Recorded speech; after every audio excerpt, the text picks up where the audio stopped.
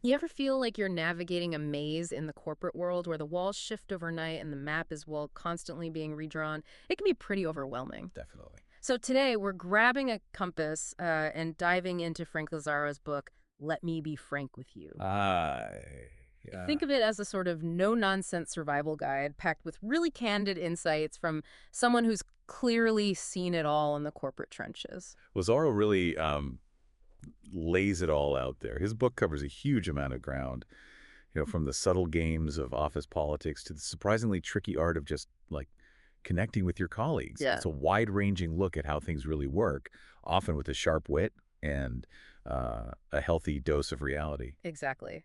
And our goal today really is to pull out the most useful lessons from Lazaro's experiences, the kind of insights you can put into practice, like right away in your own career. Hmm. We're focusing on the core human elements, how we interact, how we communicate, and, how we make our way through the daily dynamics of office life.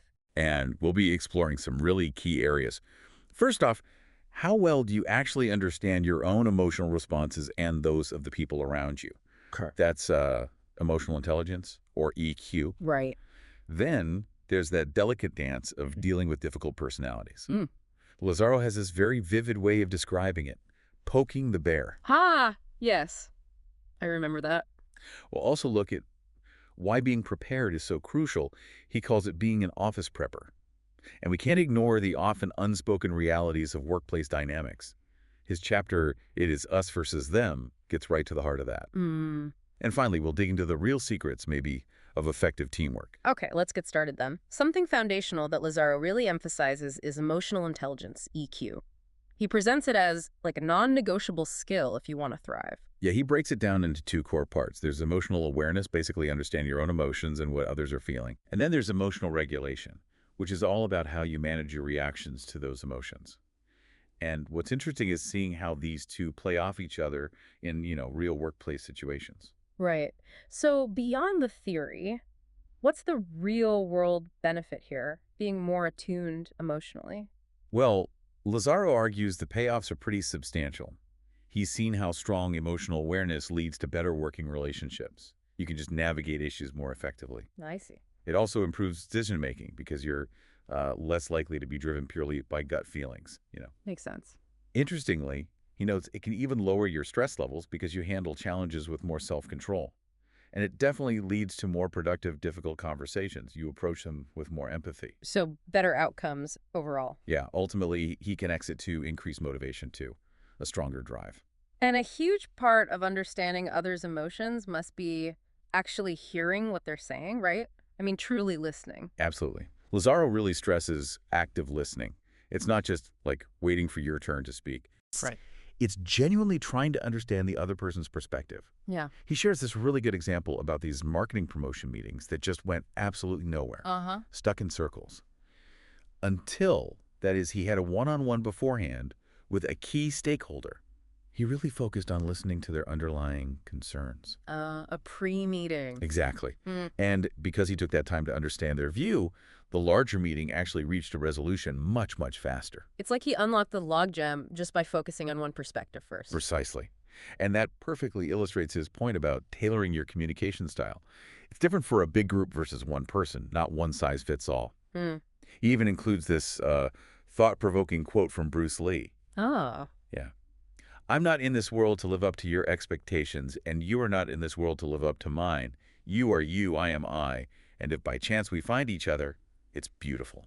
Wow, that really reframes how we interact, doesn't it? It highlights accepting individual differences. That has to be huge in a workplace filled with all sorts of personalities. It's fundamental, really. Recognizing and respecting those differences is core to emotional awareness. And if you connect this to leadership, well, a high EQ translates directly into greater empathy. Okay. You get a deeper understanding of your team's challenges, and you're better able to motivate them. What's fascinating is how that empathy lets leaders sort of anticipate needs, address roadblocks before they blow up. So it's not just being nice, it has real, concrete business impacts. Precisely. And Lazaro points out the benefits go beyond work, too. Stronger personal relationships, better conflict resolution everywhere. Mm. And finally, he touches on a critical point for just staying sane at work, consciously separating your emotions from your decisions. How do you do that? Well, by being aware of your triggers, you Yeah. know, and actively assessing situations with a bit of detachment. You're just much more likely to make sound judgments. Okay, so we're tuning into emotions, listening actively. Now let's get into something potentially more volatile. Lazaro uses this great metaphor, poking the bear. What's he mean by that? Poking the bear, as he puts it, is basically intentionally provoking someone you know has a quick temper or a volatile personality. Right, sounds risky. It is. It's a deliberate act, carries significant risk, can easily backfire. His chapter isn't just saying avoid conflict. It's more about developing a keen sense of when not to react immediately. Okay. And when, maybe more strategically, you might actually choose to engage. Right, so when does Lazaro say, definitely don't poke that bear? Put the stick down. He really warns against reacting impulsively, especially to emails that, push your buttons. We'd all gotten those. Oh, yeah. He shares this very practical technique he uses himself. Draft that angry reply. Let it all out. Frustrations, colorful language, everything. Okay. Then step away, reread it later, and then delete it. He finds it's a really effective way to release that initial anger surge and just get some clarity before deciding how, or even if, to respond. That sounds surprisingly effective, like a digital stress ball for your inbox. Exactly. And the advantage of delaying, even if you do decide to respond later, is twofold. First, you deny the sender that quick reaction they might be looking for. Second, it buys you time to think calmly, strategically, instead of just firing back emotionally. He also talks about keyboard courage. Oh, yeah, I know that one. Right. People say things in emails they'd never say face-to-face. It's fascinating how that digital barrier can just erode normal professional manners sometimes. We've all seen it. The online warrior becomes very quiet in the meeting room. Precisely. Which is why Lazaro champions communicating with your feet. Meaning? The huge value of actually having in-person conversations, or at least a phone call, when you're dealing with sensitive stuff, it avoids all the misinterpretations that creep into emails. Right. Tone is so hard in writing. Totally. He actually suggests that relying too much on email might have, in some ways, kind of hindered real communication in corporations. So if things could get sticky, walk over and talk, don't just email. But when is it okay to give that bear a little nudge, according to him? In Lazaro's view, the time to poke is when you are standing on absolutely solid ground. Meaning You have robust data, solid research, clear facts backing up your position. Even then, his advice is, stay composed.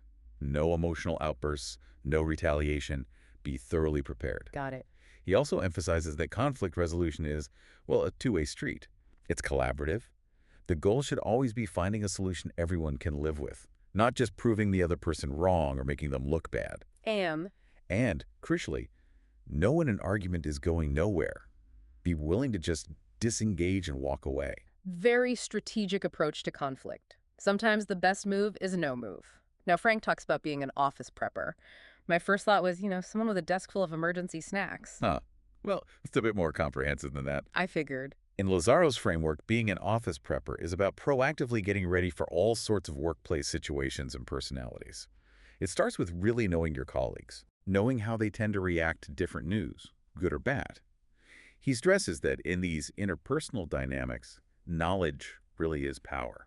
So it's about anticipating reactions and tailoring your approach. Almost like proactive EQ for broader scenarios. That's a really good way to put it, yeah. It's about thinking ahead, especially for presentations or big meetings. He strongly recommends getting buy-in from key people before you present to the whole group. Why is that? It helps you anticipate resistance, avoid those awkward moments where one negative comment spreads like wildfire in the room. He introduces this useful idea. 2 is 1, 1 is none. Meaning always have a backup. Exactly. Always have backup plans, backup information ready. Like if you're presenting, save your slides in multiple places, maybe have a short verbal summary ready if the tech fails. Like having a plan B, plan C, maybe even D. Exactly. It's about being ready when things don't go to plan, having solutions ready. Lazaro shares a great story about handling a potential complaint preemptively by sharing all the relevant details with stakeholders beforehand and having backup data ready. So when the issue did come up, he already had the info and support lined up to deal with it smoothly. Sounds like playing chess, thinking several moves ahead in our interactions. Pretty much. And a cornerstone of being prepared is building trust and strong relationships across the company. That internal network gives you access to crucial info and helps you gather support for your ideas. He also emphasizes clear, concise communication, backing things up with facts and logic, and the often underestimated skill of managing up. Managing up, so that's about communicating well with your boss, making sure they know what you're doing, any roadblocks. Exactly. It's aligning your priorities with theirs and positioning yourself as someone who doesn't just spot problems, but actually comes with potential solutions. Okay. Lazaro even introduces this fascinating, maybe slightly controversial idea of being a Kool-Aid drinker in public and a Svengali in private when navigating change, outwardly supporting the company line, while strategically working behind the scenes to push your own well-thought-out ideas forward. The core of being an office prepper is anticipating challenges and showing you're ready for whatever comes your way. This leads nicely into a chapter with a pretty direct title. It is us versus them. Sounds a bit adversarial. Lazaro admits it sounds stark, but he argues it reflects a fundamental, often unspoken reality of corporate life: competing interests and individual agendas. So everyone's out for themselves. Not necessarily maliciously, but he suggests that even colleagues in your own department will likely be driven by their own self-interests, their own career goals, while teamwork is talked about a lot. Yeah. He believes individuals are often really motivated by personal recognition, rewards, promotions. So it's less about bad intentions, more about the structure rewarding individual achievement. Yeah, that's the core of his argument, yeah. He shares a personal story about a smart new hire who actually tried to undermine him to get his job. Yeah. It highlights how critical your internal network is for understanding what's really going on. His advice is basically, be perceptive. Watch people's behavior, understand their end goals, recognize that conflicting priorities are almost inevitable. And while you should absolutely give credit where it's due, be aware of the motivations behind actions. He even tells that story about the employee turning down a project because they thought Lazaro would get all the credit. Really highlights that what's in it for me angle. Precisely. So when dealing with difficult colleagues, Lazaro advises, stay professional, always. Focus on your own work quality. Document problematic interactions if you need to. Okay. And don't hesitate to get support from trusted allies, mentors, or even HR. Managing competing priorities within a team needs open communication, clear priorities, flexibility between departments. That takes regular check-ins, making sure goals are aligned, being adaptable.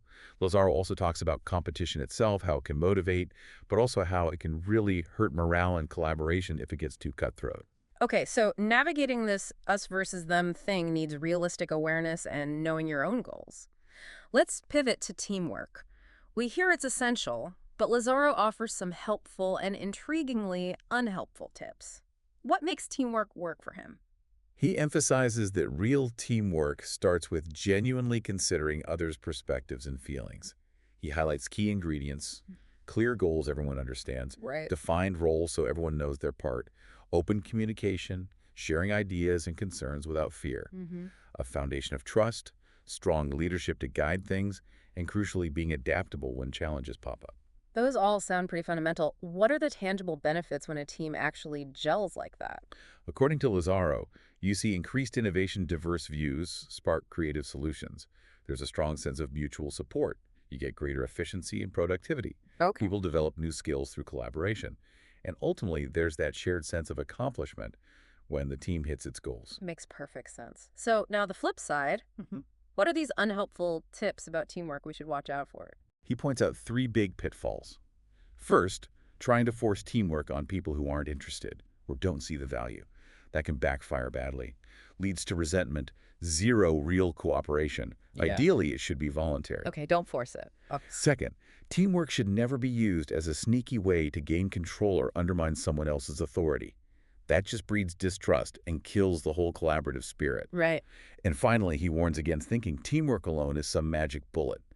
Individual initiative, individual expertise, those are still critically important. To foster genuine collaboration where it fits, don't just mandate it and still value individual contributions. Precisely. Yeah. He really underscores the power of true collaboration, bringing diverse thinking together, boosting productivity, making better decisions. He also talks about how resentment can creep in Yeah. and strategies to overcome it. Involve everyone in decisions, make roles crystal clear, recognize contributions, and handle conflicts quickly and respectfully. Now, here's a phrase that really lands. Nothing blunts criticism better than success. There's a certain truth to that. What's Lazaro's take? He argues, pretty convincingly, that when a project succeeds and hits its goals, the results themselves effectively silence the critics. It demonstrates competence, shows the approach worked. Okay. Successful projects build credibility for the team, for the individuals involved. It makes it much harder for people to object next time you propose something. It's like building a track record that just speaks for itself, regardless of any initial doubts. Exactly. Lazaro also highlights the pride and ownership that comes from team success. That fosters a more positive culture, where constructive feedback is usually received better than just plain criticism. Plus, consistent success builds a positive reputation. Huge asset for careers and for the team standing in the company. He even shares this kind of ironic story about getting yelled at for running a highly successful promotion. Wait, yelled at for success? Yeah. It illustrates that sometimes criticism isn't about your work quality at all. It might stem from someone else's insecurity or their competing goals. The key takeaway there seems to be focus on the positive results. Don't get sucked into reacting emotionally to unfair criticism. Absolutely. He advises taking the high road. Don't get defensive. He also warns about those subtle negative opinions that are really just put-downs in disguise. He also touches on toxic environments where bad behavior gets tolerated, maybe even rewarded, and the importance of knowing when it's time to leave such a place. Right. Then he introduces this idea of just figure it out, stressing the value of resilience, resourcefulness, problem solving. And he connects this to the agile development idea, breaking big projects into smaller sprints for quick wins. Yes, exactly. He gives a practical example. Improving a website checkout process using agile sprints led to real incremental revenue gains. He contrasts this proactive, solution-focused approach with those old post-mortem meetings that often just become blame games. Yeah. Not helpful. Right. He advocates for a culture of learning from failures to prevent future issues. Ultimately, Lazaro firmly believes delivering successful results consistently is the best way to shut down criticism. Okay, we've talked people, projects. Let's tackle a common challenge. Staying focused with all the distractions. Lazaro calls it shiny object syndrome, SOS. Right. He defines SOS as that tendency to get easily sidetracked by new ideas or seemingly cooler opportunities, which, really hinders progress on current tasks and your main goals. We've all been there. Definitely. To fight it, he introduces a couple of key principles. First, the famous 80-20 rule, the Pareto principle. Basically, 80% of your results usually come from about 20% of your efforts. The focus on the vital few. Exactly. It powerfully emphasizes identifying and then really focusing on those high-impact activities. Ruthless prioritization. And the second principle. The 70% rule. This suggests it's often better to make decisions and act when you have roughly 70% of the ideal information, rather than waiting for perfect conditions or complete data. That often leads to analysis paralysis, missed opportunities. So it's a balance. 80-20 helps decide what to focus on. 70% guides when to act. Precisely. Then he gives a bunch of really practical tips for better focus. Things like clearly identify and prioritize key tasks. Actively minimize distractions. Turn off notifications. Email alerts. Stay organized with a good to-do list. Consciously focus on the task now. Set specific times for checking email. Don't live in your inbox. Use time boxing. Time box. Yeah, dedicating focused blocks of time to specific things.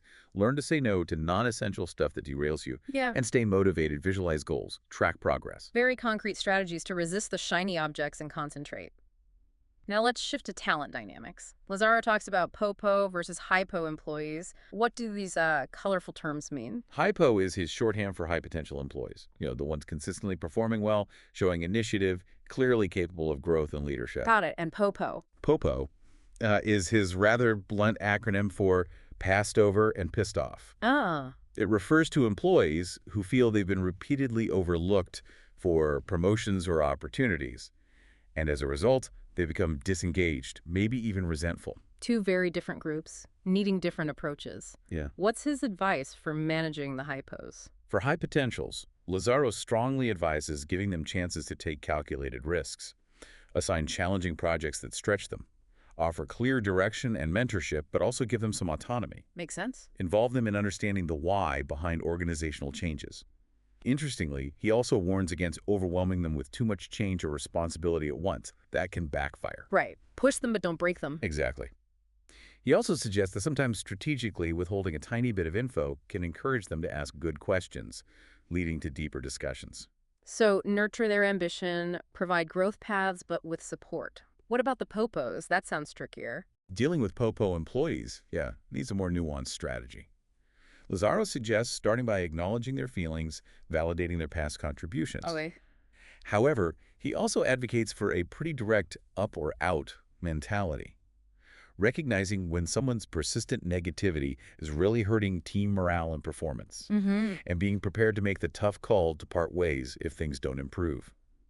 He stresses working with HR to make sure promotion criteria are clear and transparent for everyone, So coach and support, but there's a limit. pretty much. Hmm. While helping struggling employees is good, Lazaro believes there comes a point where lack of progress means a change is needed for everyone's benefit. Sounds like effective talent management involves both cultivating the stars and making tough calls when needed. Now let's talk networking. Often feels necessary, sometimes awkward. Lazaro says it's important, but often done badly. Absolutely. He emphasizes two main types: internal networking, building relationships inside your own company, and external networking, connections outside. A really common mistake he sees. People only reaching out when they need something. Right, the transactional approach. Exactly. He stresses that good networking is about cultivating genuine reciprocal relationships over time, not just hitting people up when you're looking for a job or favor. So build the well before you're thirsty. Precisely. He even critiques just collecting LinkedIn connections superficially, argues quality beats quantity. He advises against generic requests, personalize your outreach, explain why you want to connect. Good advice. Then he really shifts focus to the power of internal networking, which often gets overlooked. Proactively building relationships across departments, teams, even different locations within your own company. He shares that great early career story identifying key people in a department he wanted in on, then just reaching out directly. That directness worked. It did. He really underscores the power of a direct, specific ask once you've made a connection. He also talks about his MBA networking, how relationships led to a great introduction without him even asking for a job explicitly. The key, he suggests, is often pushing yourself out of your comfort zone, proactively seeking those internal connections, even if the path isn't obvious. And he highlights the long-term value these relationships can help even after you leave the company. And he advises offering help before being asked as a way to build connections and likability. Yeah, powerful way to strengthen ties. He even suggests building relationships with difficult colleagues, the office fool, as he maybe controversially calls them. Why bother with them? They can sometimes offer unique insights, he argues, and potentially stop you from becoming their target. He gives tips for connecting with difficult people. Avoid work talk at first. Maybe try connecting outside the office. Be persistent. Hmm. He shares an example of networking successfully with a really abrasive VP by just understanding their personality and adapting his style. He admits the pitfalls you might get associated with their negativity, Right. but Lazaro feels the potential benefits of strong internal networking, done strategically, usually outweigh the risks. But he wisely adds, maintain a broad network of positive relationships too. It all points to internal networking as a long-term strategic investment. Now, let's dive into that often dreaded topic. Office politics. Lazaro calls it a full contact sport. Oof. Yeah, he acknowledges the negative vibe the term often has, but he argues it's a fundamental reality you can actually navigate to your advantage. At its core, he says, effective office politics is just about influencing and working with others through positive relationships. How so? It involves winning people over, being genuinely helpful, keep things positive, being authentic. So it's not just about backstabbing and gossip. While that negative stuff exists, Lazaro emphasizes a more constructive approach. Strategic interactions, building alliances, understanding the informal power structure. He does warn about the competitive nature and the need for subtlety. Office politicking without office politicians knowing you are doing it. Sneaky. Can be. But he also recognizes the downsides, how bad politics can create toxic environments, erode trust. While playing the game skillfully might offer advantages, it's definitely a double-edged sword. It can backfire badly if mishandled. Oh, a very delicate balance, it sounds like. Now let's discuss a cornerstone of any healthy workplace. Trust. Lazo gives it a whole chapter. Rightly so. Mm. He emphasizes trust is absolutely indispensable. It's the bedrock for collaboration, open communication, achieving goals together. He stresses it's not given freely. It has to be earned through consistent, positive actions over time. And maintained. And maintained, exactly. Requires ongoing effort. And when trust is broken, he advises a multi-step approach to rebuild it. First, Openly identify why it broke down. Yep. Have honest, transparent conversations. Maybe involve a neutral third party if needed. Clearly reestablish boundaries and expectations. And importantly, be patient. Rebuilding trust takes time. Rebuilding sounds like a serious undertaking. What about proactively building trust in the first place? What are Lazaro's key ways? He highlights several essential behaviors: honesty and transparency, being consistently reliable, follow through on commitments, Yeah. show competence in your work, Mhm. show genuine respect for colleagues' opinions, offer support and help when needed. He also notes how poor communication can breed distrust and stresses the importance of transparency from leaders, setting a positive example yourself. It's a long game, building trust. And yeah, it can vanish quickly. Are there any downsides to having too much trust, maybe? Lazaro acknowledges a few potential drawbacks, like vulnerability to betrayal if trust is violated. Maybe reduced objectivity, people might hesitate to question those they trust implicitly. And it's hard to fully recover once trust is badly damaged. True. However, he firmly believes the benefits of a high-trust workplace, better collaboration, more innovation, a positive environment, far outweigh those risks. His actionable tips include be reliable, communicate openly, show respect, offer help, forgive past mistakes, practice patience. Finally, Lazaro introduces the 3 E's: evolution, execution, and evaluation. Sounds like a strategic framework for projects, marketing, lots of things. Exactly. He presents it as an interconnected, iterative cycle. First is the evolution of ideas, defining objectives, brainstorming strategies. That leads into execution, putting the plans into action. And crucially, the final phase is evaluation, rigorously measuring results. What worked, what didn't, what can be improved. And that feeds back. Right back into the evolution phase for the next initiative. Creates a continuous cycle of refinement and learning. So a constant process of learning and improvement applied to business. Precisely. He briefly outlines a common 5-phase model: initiation, planning, execution, refinement and optimization, and evaluation. Throughout all this, he stresses clear, consistent communication with stakeholders, involving them actively. Effective execution needs clear communication, good resource allocation, sticking to schedules, but also the agility to adapt when things go wrong, which they inevitably do. And when a project does go off course, what are the steps to get it back on track? He outlines a structured approach. Yeah. First, quickly assess the situation, find the root causes. Second, develop a clear recovery plan, specific steps, maybe reallocate resources. Third, communicate proactively with stakeholders. Tell them what's happening, what the plan is. Fourth, prioritize tasks ruthlessly based on impact. Fifth, reassess resources, right people, right tools on critical areas. And finally, monitor progress constantly. Adjust the plan as needed. So stay calm and systematic. Pretty much. He emphasizes a project hitting snags isn't failure. A focused recovery effort can still lead to success. He also offers advice on getting buy-in for a vision. Clear communication, involve stakeholders, align with company goals, show the benefits, lead by example, give regular updates. So the 3 E's offer a solid, adaptable framework for taking ideas from concept to successful reality and beyond. Wow, it's been an incredibly insightful deep dive into Frank Lazaro's very candid views on corporate life. It's clear that navigating it well takes way more than just technical skill. Absolutely. Lazaro really powerfully conveys that success in the corporate world demands practice, effort, and a keen grasp of those often subtle but always significant human dynamics. He wisely echoes the book's last thought: success requires the courage to fail, reminding us that setbacks are just part of growth, shouldn't stop us taking calculated risks. So the core lessons really seem to circle around being prepared, building trust and teamwork, and communicating effectively strategically. Now, for you, our listener, maybe consider this.